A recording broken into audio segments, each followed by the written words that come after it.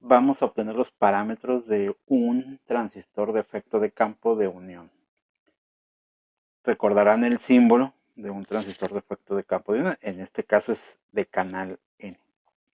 Recuerden que los transistores de efecto de campo de unión se polarizan inversamente entre compuerta y fuente. Si la compuerta es de material P, se coloca en ese punto la terminal negativa de una fuente. Y como el canal es tipo N, entonces se coloca en la terminal positiva de una fuente. El voltaje que reduce el canal se conoce como voltaje compuerta fuente. Se coloca otra fuente en el otro extremo y es donde vamos a obtener la corriente que vamos a utilizar para el caso de una amplificación o una conmutación con este tipo de transistor. Recordemos las curvas características. Había dos. Una que propiamente sería la entrada. La entrada de este transistor es entre compuerta y fuente. La señal que controla la válvula. Es la señal que abre o cierra esa válvula. Sin embargo, como se polariza inversamente, aunque colocamos voltaje, no va a haber corriente. Si no va a haber corriente, entonces no tenemos una curva propiamente. O si graficáramos corriente en la compuerta, voltaje compuerta fuente, pues sería una línea recta, porque prácticamente no hay corriente. Entonces, no es útil esa curva. Cuando voltaje compuerta fuente se pone en cero, el canal está al máximo, entonces la corriente que fluye es la corriente máxima, que se conoce como corriente de drenaje fuente en saturación. Eso ocurre cuando voltaje compuerta fuente está en cero. Se polariza inversamente entre compuerta y fuente. Por eso aparece de este lado, en el lado izquierdo del plano cartesiano. También recordemos que la ecuación ideal que describe el fenómeno de un transistor de este tipo era esta ecuación. Me dice, relaciona la corriente que hay en el drenaje contra el voltaje compuerta fuente que se está aplicando. Cuando VGS es 0, quedaría 1 menos 0, quedaría 1 al cuadrado por IDSS, entonces es IDSS. Entonces me indica este punto más alto. Luego recordemos este punto.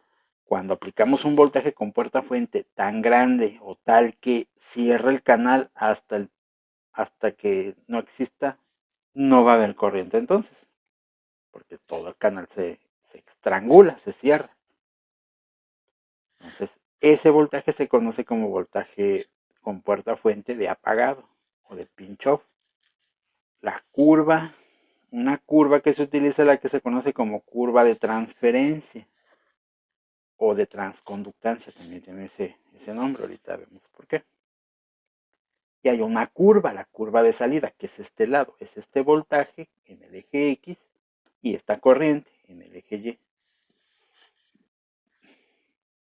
Ya habíamos descrito por qué ocurría así, por qué se veía de esa manera esta curva. Cuando la corriente es la más alta y es la más grande, que es en este caso IDSS, es cuando el voltaje compuerta fuente es igual a cero. Cuando la llave está abierta al máximo. Conforme ponemos voltajes más negativos, se va cerrando la válvula y por lo tanto la corriente se va haciendo más pequeña. Son los siguientes casos. Como estamos modulando el canal, estamos cambiando físicamente una resistencia. Por eso, cada curva tiene una diferente pendiente. Aquí es una pendiente más alta. El inverso de esa pendiente es la resistencia. El equivalente a la resistencia es una resistencia más pequeña. Aquí es una resistencia más grande, mucho más grande. Se comportan en una zona. En esta zona se comporta como resistencias. Es una línea muy parecida a una resistencia típica.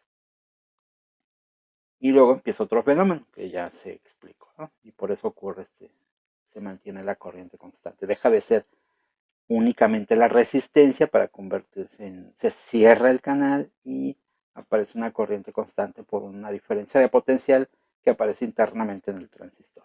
Este tipo de transistor, como es un diodo, es una unión polarizada inversamente en la entrada, no corresponde o no cuadra a un modelo de impedancia típico. Si fuera un modelo de impedancia a la entrada, recordemos eso, el modelo de impedancia asume Thevenin en un lado y Thevenin en el otro.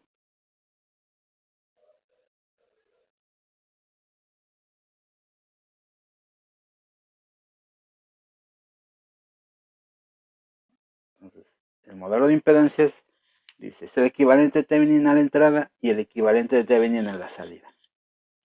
Si lo quisiéramos modelar así, encontraríamos que esta resistencia es infinita, porque como es un diodo polarizado inversamente, pues quedaría algo así. Entonces, no notamos nada en particular. Si utilizamos el modelo de admitancias, está el otro modelo, el modelo de admitancias. Recordemos que el modelo de admitancias o de Norton asume fuentes de corriente.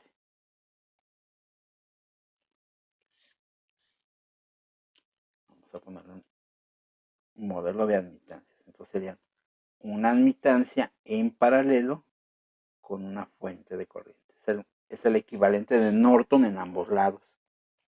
Si usamos ese modelo, pues tendríamos que hacer una prueba también a la entrada. Y a la entrada sigue siendo una muy alta impedancia. Entonces esta admitancia pues se convierte en una impedancia. Recuerden que el inverso de una admitancia pues es una impedancia muy alta.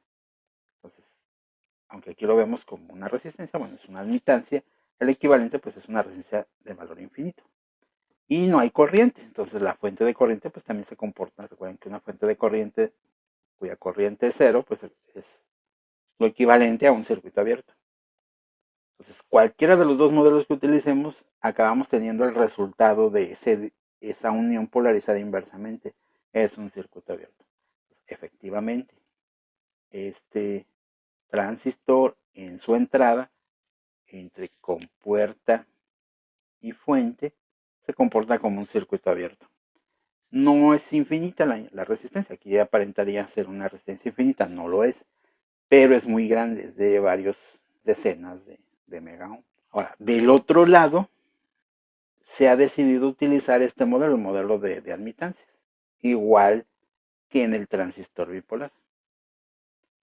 Entonces tenemos en este extremo una admitancia. A esta admitancia de salida se conoce como YO. Este es el drenaje, esta es la fuente. Vean que estamos considerando que la fuente es común. Entonces, como la fuente es común, a ese YO, a esa admitancia de salida se le conoce como una admitancia de salida de fuente común, YOS. Muchos fabricantes en su hoja de especificaciones, pues no colocan el valor como admitancia, lo colocan como una impedancia. Entonces se le llama ROS. La resistencia de salida en fuente común. Simplemente una es el inverso de la otra. Y aparece un parámetro, es una fuente de corriente. La entrada es un voltaje, el voltaje con puerta fuente. Entonces, esta fuente de corriente está siendo controlada por el voltaje. Significa que aquí hay una constante, vamos a llamarle K, por un voltaje, el voltaje con puerta fuente. Entonces, es una corriente y es de hecho la corriente de drenaje. La corriente de drenaje es igual a un parámetro que es K por un voltaje. Recordemos la ley de Ohm. La ley de Ohm nos dice que el voltaje es igual a la resistencia por la corriente. Si despejamos la corriente, quedaría voltaje entre resistencia. Y recordemos que el inverso de la resistencia es una admitancia. Entonces, este parámetro realmente es una admitancia. No le vamos a llamar K, se va a llamar YF. Admitancia de sentido directo. Recordemos eso. Si yo pongo una señal por lo que considero la entrada y veo lo que existe por la salida, pues es un parámetro de sentido directo. esa dirección. Como es una admitancia, pues se utiliza la letra Y. Como es de sentido directo, pues se utiliza la letra F. Como estamos considerando que la fuente es común a la entrada y a la salida, entonces hablamos del valor YFS. Entonces es un parámetro que conocemos como YFS, multiplicado por el voltaje de entrada, me da la corriente en la salida de ese transistor. Y este es el modelo más utilizado, el modelo utilizado en los transistores de JFET y en general en los de efecto de campo.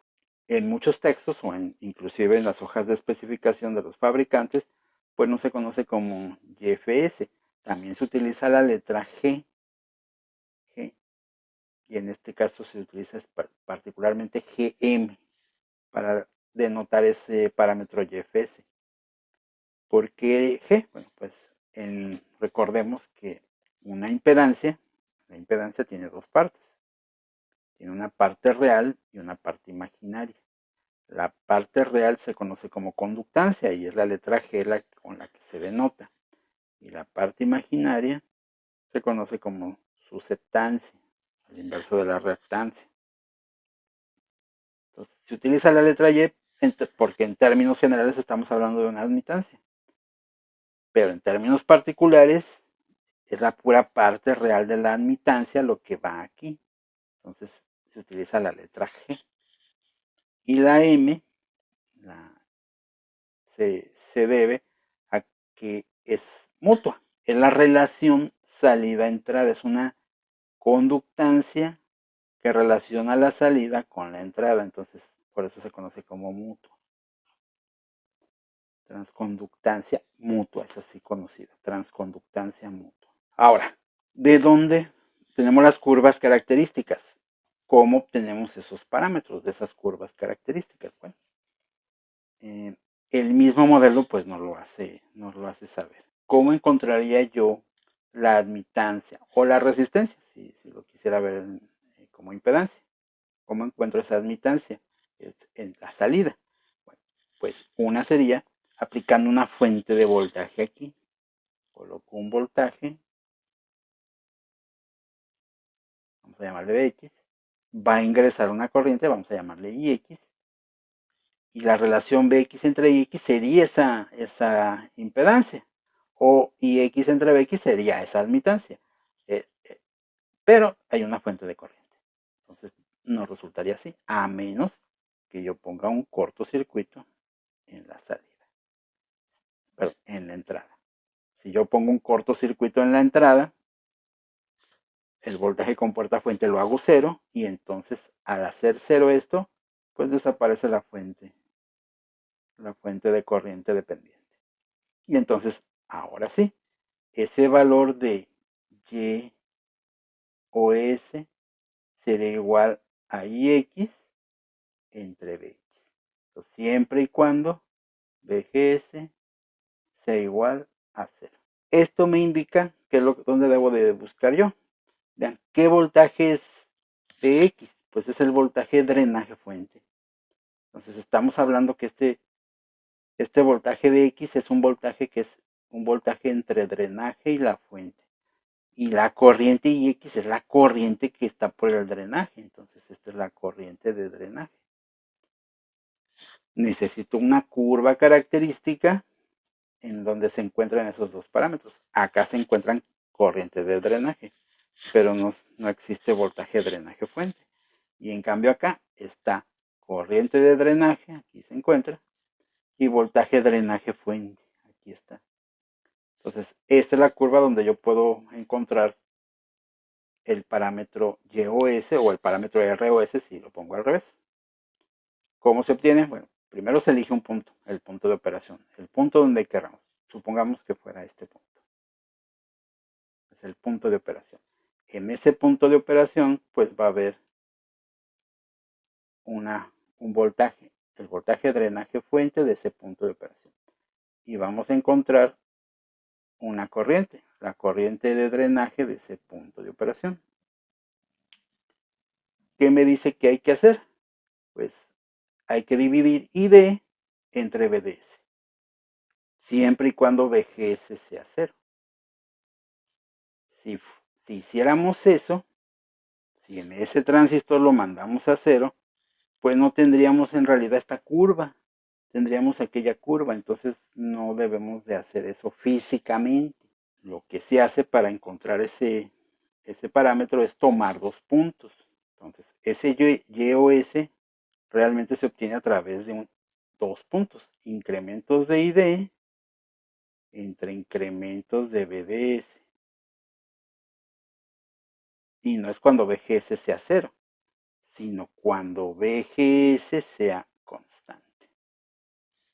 Quiere decir que toda esta línea es un VGS en particular. Entonces, en esa línea debemos de tomar dos valores de corriente, dos valores de voltaje, hacer incrementos de esos voltajes, dividirlos, de esos valores, dividirlos y encontraremos el valor de admitancia de salida.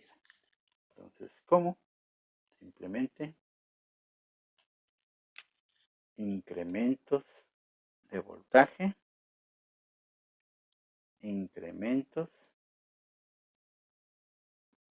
de corriente. Dividimos esta corriente, este incremento, entre este incremento, son en estos dos puntos, donde sacamos esos incrementos porque son del mismo voltaje con puerta fuente, que es lo que ocupamos, que sea constante. Dividimos esos dos puntos y lo que obtuvimos es el parámetro Y o S, o R o S, como querramos hacer. Regularmente es un valor muy pequeño, como admitancia es un valor muy pequeño, como impedancia pues es un valor grande, regularmente. Depende del punto de operación y del transistor mismo, de su fabricación. Ahora, el otro parámetro, regresamos el circuito al modelo que queremos obtener, que hay una fuente de corriente dependiente de voltaje. Y ya vimos que esa fuente, su valor es Gm por VGS.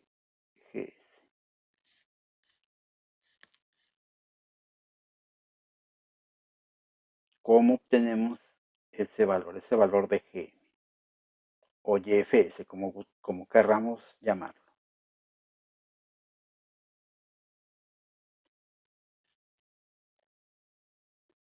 El mismo circuito, el mismo modelo, nos indica cómo obtenerlo.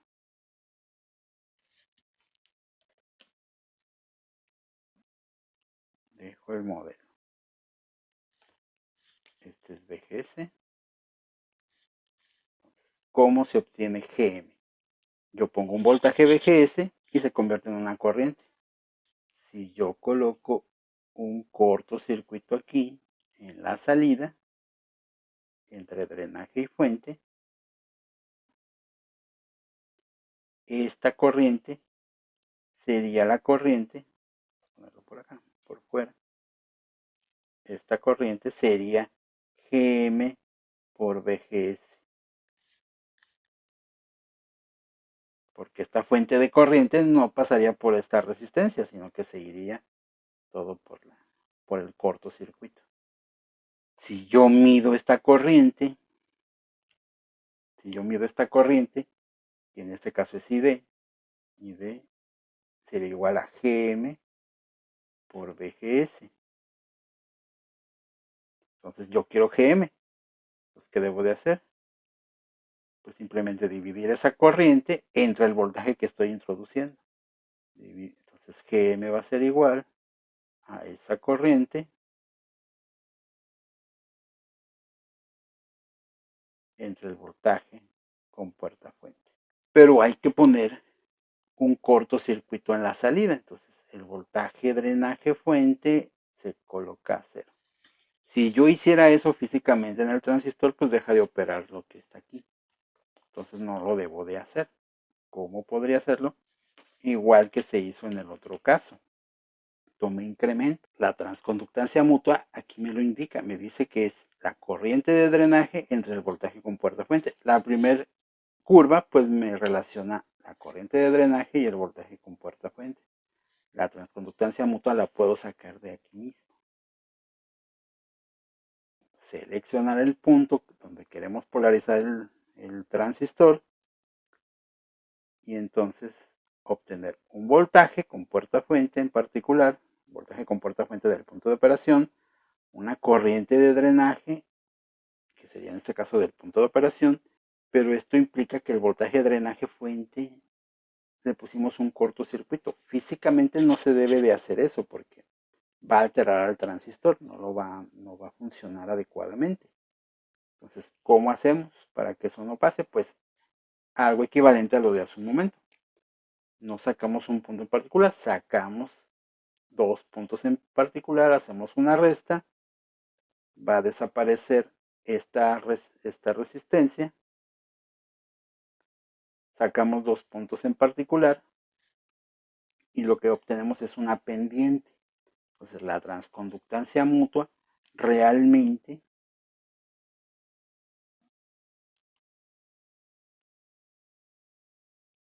es una pendiente. Es la pendiente en uno de los puntos. Entonces yo elijo el punto, por ejemplo si fuera aquí, y una recta tangente. Es la manera de obtener esos dos parámetros. La admitancia de salida de las curvas características y la transconductancia mutua también de la curva característica. En este caso la de transconductancia o transferencia. También a veces si conocemos los parámetros del transistor y está muy cercano a 2 el funcionamiento físicamente de ese transistor, pues también podemos hacer lo siguiente. Hacer una derivada parcial de la corriente de drenaje con respecto al voltaje con puerta fuente. Entonces derivamos esta ecuación con respecto al voltaje con puerta fuente y lo que obtenemos es una ecuación que es precisamente la transconductancia mutua.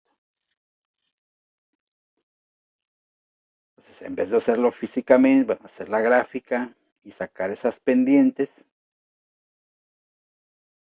lo que podemos hacer es derivar la ecuación, obtener una ecuación nueva, decidir el punto de operación, que ID y BGS son los del punto de operación, sustituir los datos y bueno, la ecuación nos entrega la transconductancia mutua en ese punto. Bueno, hasta aquí este video.